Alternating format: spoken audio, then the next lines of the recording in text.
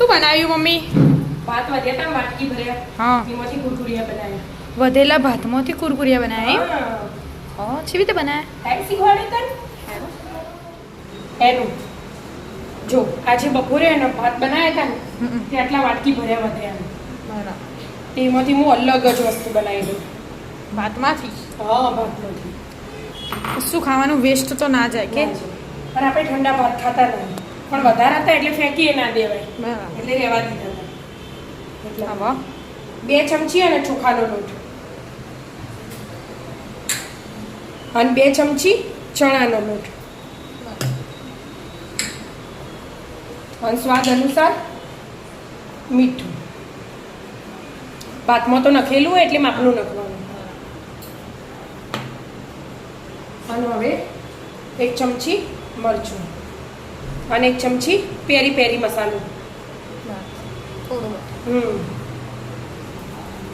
અને આ baking powder, soda નહીં, એ થોડાક જ લેવાના, એકદમ જરીક જરીક જ.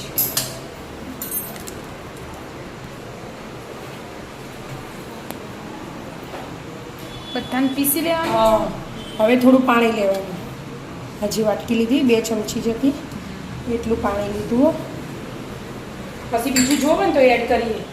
પહેલાં થોડું લેવાનું, બહુ ઢીલું નહીં કરી દેવાનું ને, એટલે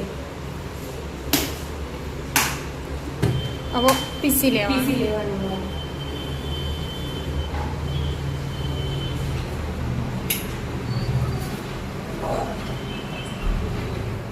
પીસાઈ ગયું કે નહીં? હા, પીસાઈ છે કે નહીં પીસાઈ છે? પીસાઈ ગયું કહેવાય ના તો. હા, પીસાઈ ગયું બરાબર. બસ આવું જ જોવો. આવું જુઓ, પણ એવું લાગે હજી તો કંઈ એક ઓટો મારવો પડશે. જો હજી કણી દેખાય ને એકદમ મુલાયમ કરી દેવાનું. બરાબર. એટલે થોડું પાણી એડ કરું, થોડું કાઠું હોય ને એટલે એક ઓટો ફરી મારી દેવાનું, હલાવી દેવાનું. પહેલાં એકવાર બધું બરાબર મિક્સ કરી દેવાનું. મિક્સ કરી દેવાનું. આ તો છે ઉપર જતું રહે ને તો પછી પીસાય ના. પીસાય ના, એટલે જ ને. એકવાર પાછું મિક્સ કરી દીધું, હવે પાછું થોડું પીસી લેવાનું. પીસી લેવાનું ફરી.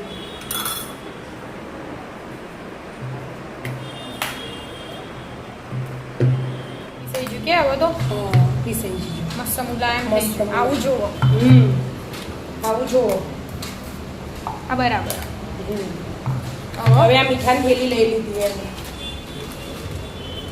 આમ ઓવન હોય ને તો ઓવનમાં આમ ડિઝાઇન પાડી મૂકી દેવાય, પણ બરાબર. આપણે ઓવન હોય નહીં એટલે મીઠાની થેલીમાં ભરી દેવાનું. થોડી કવળી કરી એટલે વધારે બગડે ને. હજી અનાથી થોડું લાલ કરવું હોય ને તો કરાય. થોડુંક મરચું નાખવું.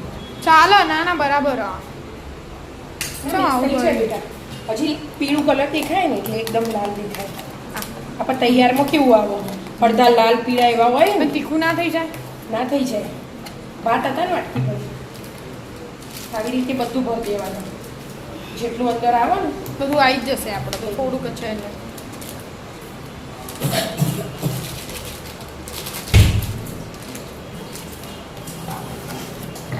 મસ્ત ભરી કાઢો. ચેક કરી દીધું. હવે કિનાર ઉપર પતલું કરી કટ કરવાનું. એટલે ચીવું પડે ખબર પડે. પછી મોટું કરવું હોય ને તો થાય. એકદમ પતલું પડ્યું હોય ને આનાથી જાડું થોડું જાડું.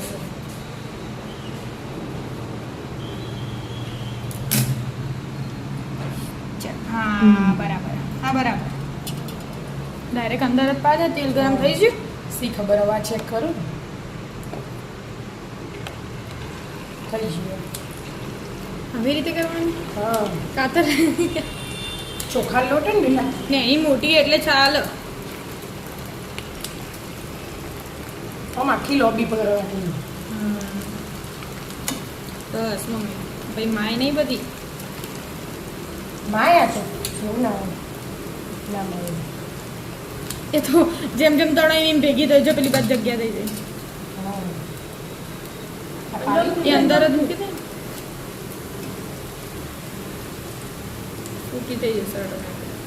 ના થઈ થઈ જાય થઈ જાય. જો ચેવી ભૂલી એનું.